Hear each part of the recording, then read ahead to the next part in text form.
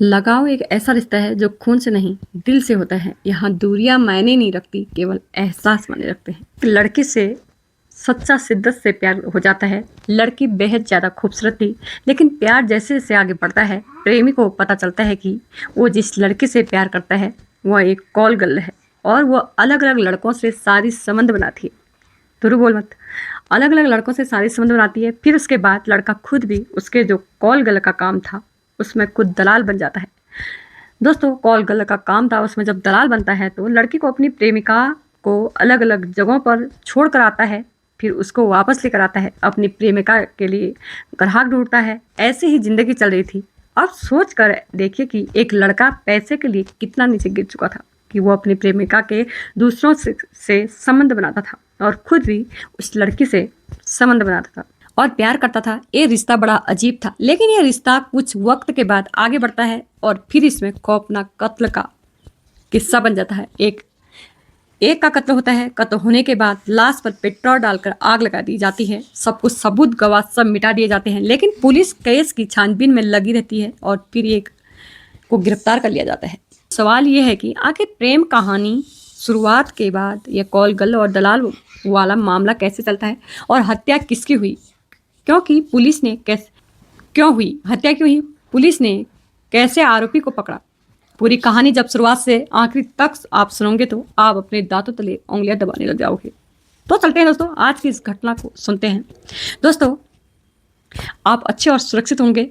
राजस्थान उदयपुर जिले की है और वहाँ एक मदार इलाका है और उसी इलाके में एक शमशान घाट है। 17 सितंबर की सुबह जब लोग उठते हैं तो जो देखते हैं कि मदार शमशान घाट है, जिसमें रोज ना मतलब जो लोगों की बॉडी आती है, उनका अंतिम संस्कार होता है। लेकिन वहां पर आज लोगों की नजर जब पड़ती है तो वहां पर एक अध जली डेड बॉडी जो शमशान की चिता पर पड़ी हुई थी और वह आधी जल चुकी थी, लेकिन पूरे तरीके से नहीं जल पा रही थी। लेकिन साफ लग रहा था कि इस बॉडी को जलाने की कोशिश की है, लेकिन यह नहीं जली। फौरन जो पुलिस को सूचना दी जाती है, पुलिस मौके पर पहुंचती है। जब देखती है तो पता चलता है कि किसी लड़की की बॉडी को रात के टाइम यहाँ पर जलाने की कोशिश की है और जो जलाने वाला था वो बॉडी नहीं जली, वहाँ यहाँ से भाग गया बॉडी बिना जलाए। अब पुलिस सबसे पहले जब बॉडी को करने की कोशिश करती है कि पता चलता है कि पता कैसे चल सके आखिर ये किसकी बॉडी है, किस लड़की की बॉडी है। तो पूरा चेहरा पूरा शरीर तो जल चुका था। पुलिस उसके फोटो सोशल मीडिया पर डाल देती है और इंतजार में रहती है क्यों जो लड़की की बॉडी है उस यहाँ पर कोई ठिकाने लगाने के लिए आया है। पुलिस कैमरे चेक करती है तो पुलिस को एक कार आती हुई भी दिखती है। पुलिस उस कार का नंबर प्लेट से नाम पता करती है कार किसकी है। पता चलता है कि यहाँ के उदयपुर रहने वाला विनोद की है। उसकी कार जब पुलिस चेक करती है, आनंद फानंद में विनोद को गिरफ्तार कर लेती है। पुलिस गिरफ्तार करने के बाद सख्ती से विनोद की पूछताछ की जाती है। तुम उस इलाके से कार लेकर निकले थे, वहां पर तुमने एक लड़की की लाश को उसको जलाने की कोशिश की है।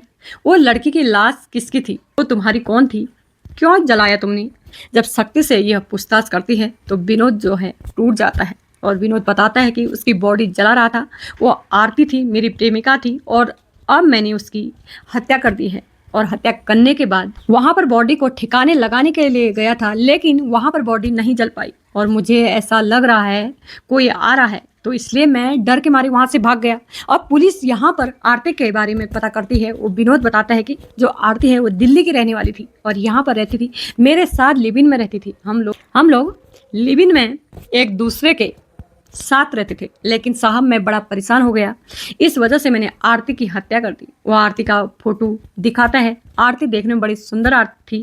पूरी कहानी पूछी जाती है कि आखिर इतनी सुंदर लड़की की हत्या तुमने क्यों कर दी, क्या वजह रही, जरा से भी तुम्हारे हाथ नहीं कामे।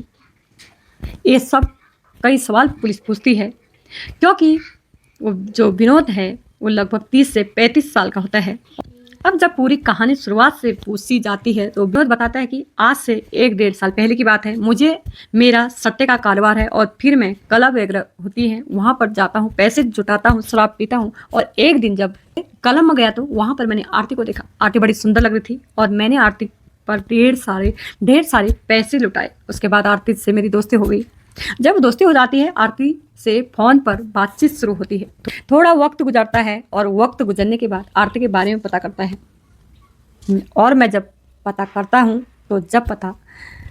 तो पता चलता है कि आरती यहाँ पर जॉब करने के लिए आई थी, लेकिन फ़िलहाल मैं वहाँ पर क्लब पर जॉब कर रही हूँ।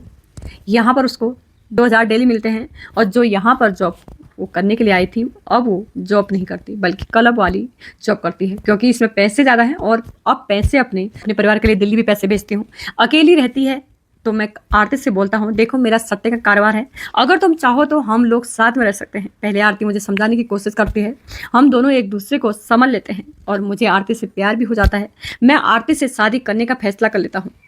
दोस्तों, ये कहता है और फिर कहता है मैं आरती के साथ रहने भी लग जाता हूँ। लेकिन कुछ वक्त के बाद मुझे पता चलता है कि आरती ज़्यादा पैसे कमाने के लिए जिस क्लब में जाती है, वहाँ पर जो लड़का इसको पैसे वाला मिल जाता है, उसके साथ यह चली जाती है और फुल नाइट उसके साथ रुकती है। लगभग 5-6-8 हज़ार पूरे के एक रात में कमा लेती है। इसका यही कमाने का जरिया था, मतलब कॉल गर्ल बन जाती है।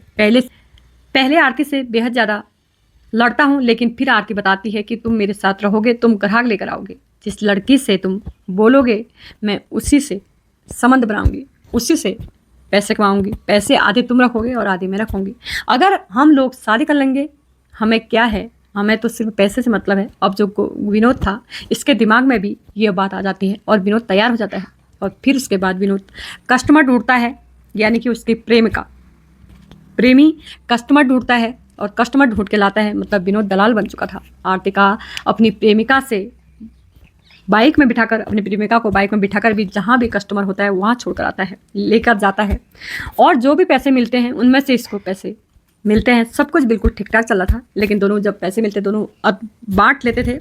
लेकिन जब सब कुछ ठीक ठाक चलता था, लेकिन अब आकर जो आरती थी वो इसको पैसे देना कम कर देती है। और दूसरी चीज़, आरती डिमांड करने लगती है ज़्यादा चीज़ों की, ज़्यादा फ़ोन की, क्योंकि इसके पास भी पैसे थे। तो आरती इससे बोला करती थी कि खर्चे तुम उठाओ, सारी चीज़ें तुम लेकर आओ, सब्जी वगैरह तुम लेकर आओ। और आरती अपने पैसों को अपने परिवार के पास भेज रही थी और अब ये मुझसे शादी करने की बोल रही थी।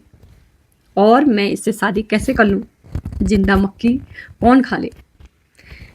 दोस्तों, आगे क्या होता है, तो मैं इससे शादी नहीं करना चाहता था, मैं इससे पीछा छुड़ाना चाहता था। इसलिए मैंने इसकी 17 तारीख को इसकी हत्या कर दी। और हत्या करने के बाद इसकी बॉडी को कार में डालकर शमशान घाट ले गया और वहाँ पर पेट्रोल डालकर मैं इसकी जो बॉडी थी उसको ठिकाने लगा रहा था। लेकिन उससे पहले ही मुझे डर लग जाता है, क्योंकि कोई भी गलत काम करता है तो दिल मानता कहाँ है।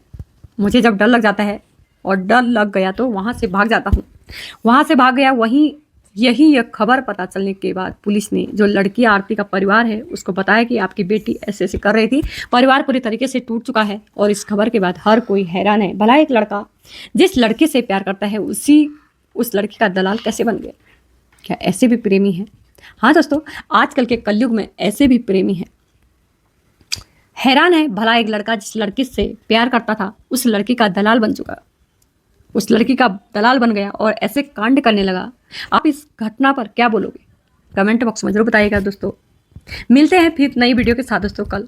तब तक अपना ख्याल रखें, अपनों का ख्याल रखें, सुरक्षित रहे, सावधान रहे। एक कलयुग के ज़माने में किसी पे भरोसा मत करें। आप अपना जैसे भी ये सूखी रोटी खाइए, आप अपना दिन रात काटे, क्योंकि ज़िंदगी कितनी है।